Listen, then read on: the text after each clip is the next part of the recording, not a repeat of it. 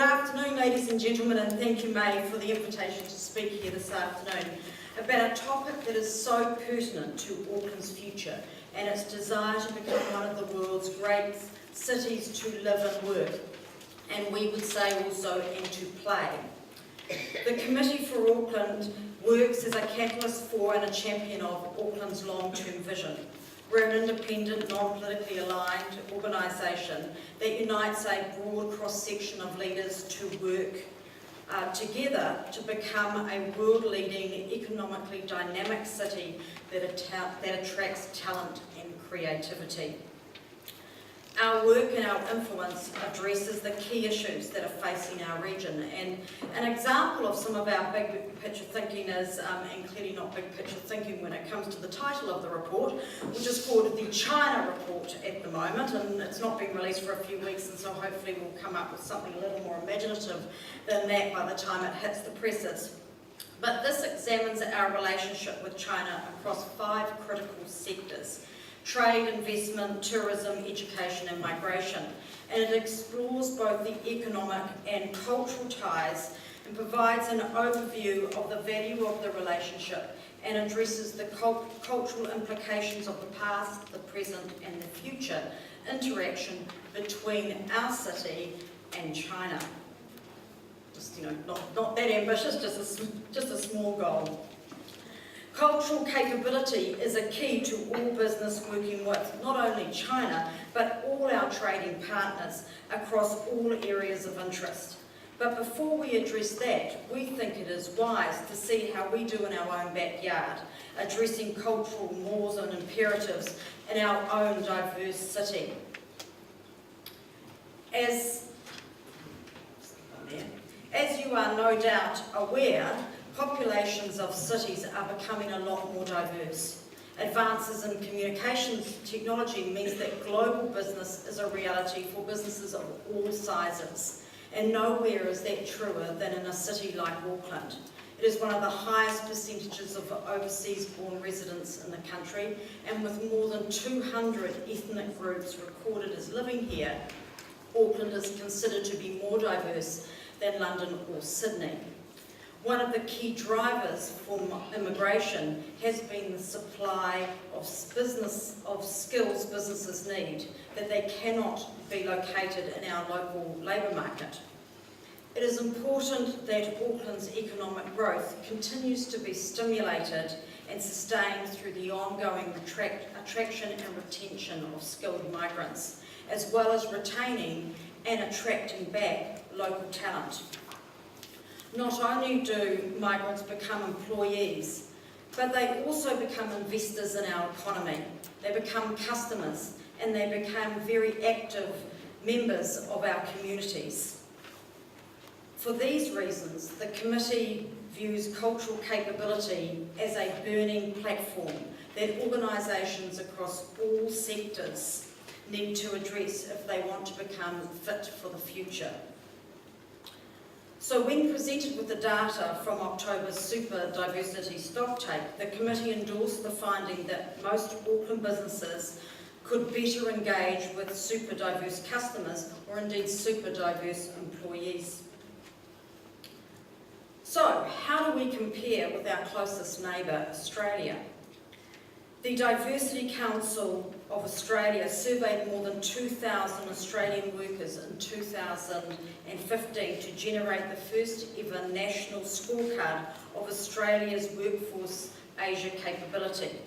The report found that 1/3 of Australian workers had very little or no ability to effectively interact with people from Asian countries or backgrounds for work purposes, despite the fact that 7 out of Australia's top 10 export markets were in Asia.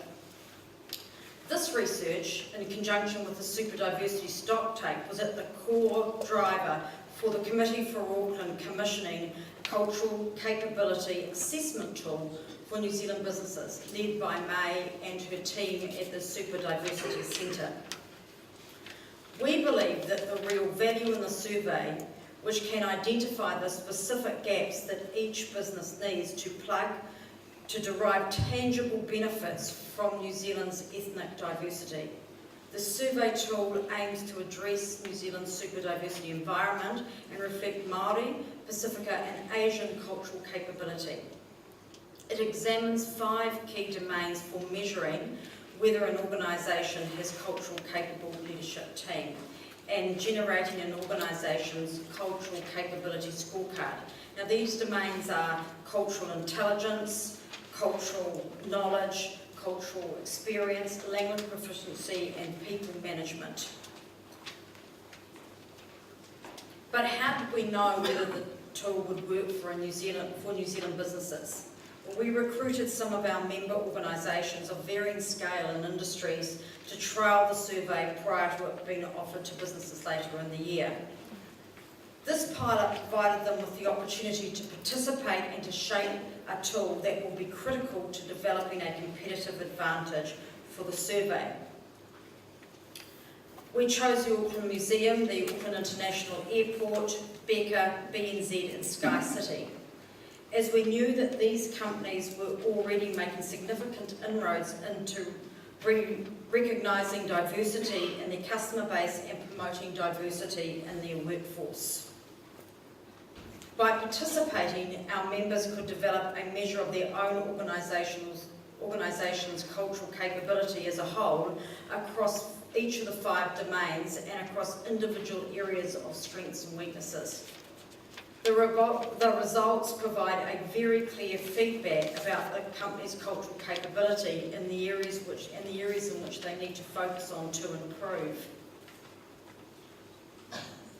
So we come to the results of the pilot of the survey, and I want you to note that there is to some extent some skewed in the results because the very large number of B and Z responses as opposed to some of the other participants. But there are some really intriguing points. So well done B and Z, I just say, Anthony. Great response. But there is also some intriguing points in the data as a whole, which I will highlight, and these broadly reflective of the findings of all 5 organisations. And there are no departures from the mean, which we found interesting in itself. The starting point is that all organisations who participated are well placed to continue to improve their cultural capability. So that's the good news. Although the survey identified that some consistent areas of weakness across all participants, and we've lumped all the information together rather than to single out any particular organisation. And these areas are likely to merit some further attention from the organisations, and each of the organisations have been given their individual results. The average overall organisation cultural capability was 3.7 out of 5.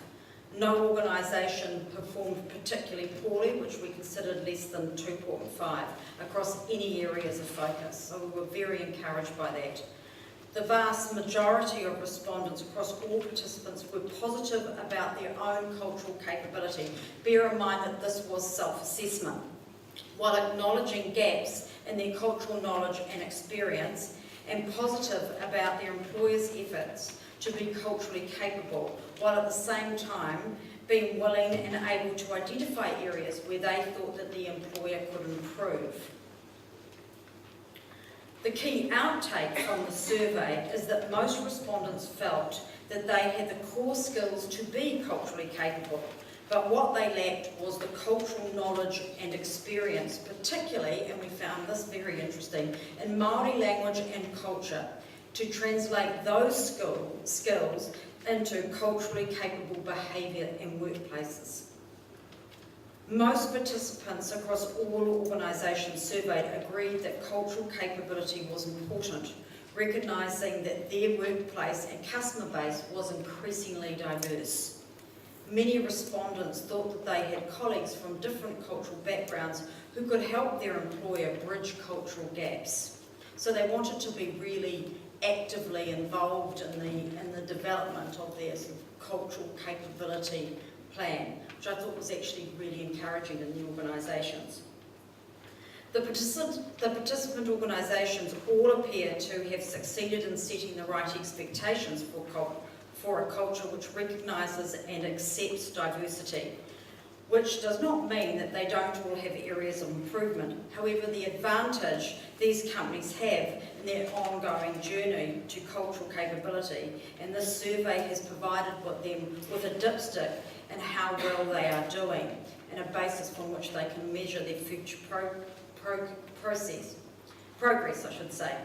If your business hasn't committed to measuring cultural intelligence, then you will be at a significant disadvantage and have to play catch up to maximise the benefits of migration and ethnic diversity.